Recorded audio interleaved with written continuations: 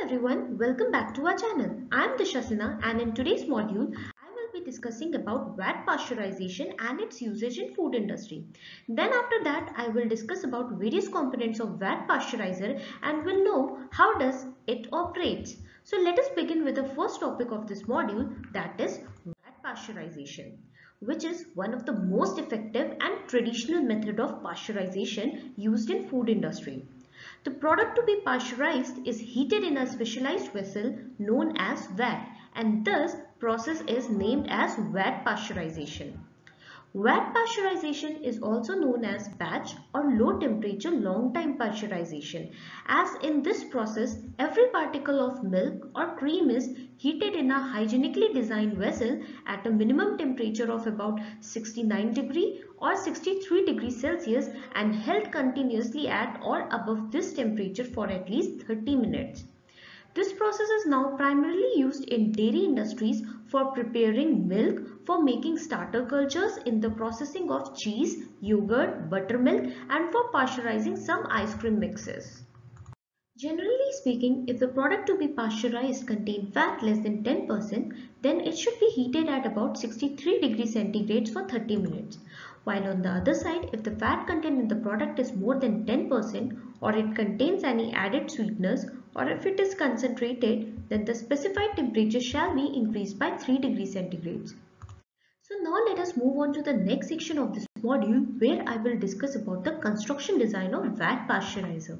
So basically, VAT pasteurizer is an floor mounted equipment that comprises of 8 components, and these 8 components include insulated stainless steel vat, which is connected by pipeline system for either delivering products inside the vat or for delivering utilities inside the jacket liner of vat.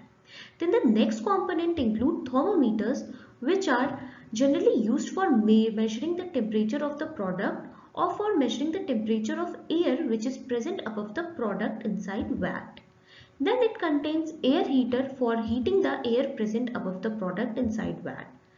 Then the next component is overhead electrical agitator system, which is attached with motor reductor and stainless steel control panel. And last but not least, it includes vat cover and valves for controlling the flow of the product. Now let us move further for discussing each component in detail. And the first component about which I am going to discuss about is pasteurizer vat. Design and construction of vat pasteurizer must be in such a way that it can prevent or reduce contamination, and the design of equipment should meet criteria such as its surface must be smooth and non-absorbent. Vat must be given with sufficient slope so that it allows for self-drainage of products and utilities. Then its corners must be radiusized so that vat can be easily cleaned. Further, it should have raised edges so that contaminants can be prevented from flowing back to equipment. Then now let us move towards our next component, that is pipeline systems. Product components like dairy products, liquids, sugar, sweeteners, water, stabilizers and vitamins etc. are added to the vat through inlet pipeline systems. The inlet line is designed in a way so that it always runs the product downside of the vat, which reduces the development of foam during the pasteurization process. Then always remember to disconnect the pipeline from vat after filling to prevent contamination of product during or after pasteurization. Then the next component of pasteurization system is vat covers. Covers of the vat pasteurizations are essential and is constructed for two reasons. Firstly, it prevents the entrance of surface contamination or foreign materials inside the pasteurizer. Secondly, it helps in maintaining the temperature during holding. Now let us move on to our next element, that is vat pasteurizer jacket. Basically, it is a double walled covering, and in the space between these walls either hot water or steam is circulated for heating the product inside the vat. Then the next component of vat pasteurizer is electrically operated agitator system. All vat must be equipped with agitator system as it keeps the milk moving all time by running constantly during the pasteurization cycle, which results in uniform heating of product and thus helps in achieving uniform temperature throughout the vat. The design of agitator system must be in such a way that it allows for easy cleaning. Then the next component of vat pasteurizer is indicating thermometers, which are either made up of mercury in glass or are electronic resistance thermal devices that helps in operator knowing the real-time temperature of the product. Then the next important component of vat pasteurizer is temperature transmitter, which helps in providing a record of the pasteurization cycle and heat treatment, including the holding time also in the form of recording thermometer chart. The thermometer shall not read less than required pasteurization temperature throughout the entire holding period, and the milk plant operator shall check the temperature shown by the recording thermometer against the temperature shown by the indicating thermometer at the start and the end of the holding period. Let us now move on to our next topic, that is airspace thermometers. The function of airspace thermometer is to measure the temperature of the airspace present above the product in the vat, and these have generally shorter probes as compared to indicator thermometers. It must be always positioned 2 to 3.5 inches from the bottom of the cover and at least 1 inch from the top surface of the product during the pasteurization cycle.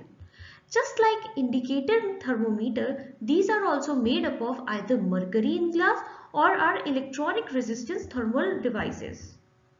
Then the next component of vat pasteurizer is inlet and outlet valves, which are generally made up of stainless steel. Its installation is done in the pasteurizer system for serving two functions. Firstly, it allows adequate heat transfer, and secondly, it prevents accumulation of unpasteurized product when the valves are in closed position. Then the next component of vat pasteurizer is air space heaters, which are installed in the system for heating the air present above the product and always helps to maintain its temperature above 5 degree Fahrenheit, higher than the minimum pasteurization temperature which is required for pasteurizing the product. Talking about its construction, it consists of electric boiler fitted with steam traps and filters to produce culinary or potable steam, which helps in maintaining minimum airspace temperature. Now let us move on to our next part of module, where we will understand how vat pasteurizer works.